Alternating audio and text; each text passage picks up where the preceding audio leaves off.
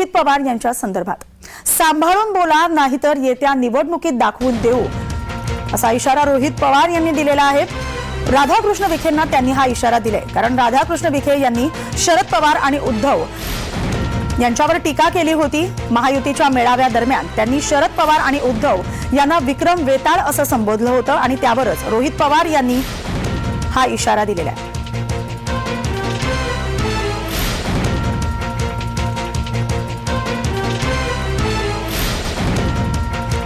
महायुतीच्या मेळाव्यात बोलताना राधाकृष्ण विखे पाटील यांनी शरद पवार आणि उद्धव यांच्यावर टीका केली होती। शरद पवार आणि उद्धव म्हणजे विक्रम वेताळ असं राधाकृष्ण विखे म्हणाले होते। त्यावरच रोहित पवार यांनी आता प्रत्युत्तर दिलेलं आहे।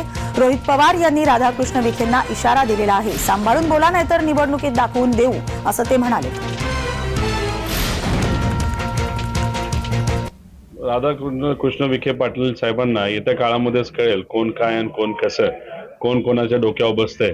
कारण की शेवटी आम्ही लोकात जाऊन लढणारी लोक आहोत। तुम्ही जर अशा पद्धतीने मोठ्या नेत्यांना बोलत असताल, एवढ्या खालच्या पातळीवर तुम्ही जर जात असताल की जो काही व्हायरस बीजेपीच्या जवळ गेल्यानंतर लोकांना लागतो असं म्हणतात, तो तुम्हाला कुठेतरी लागलाय।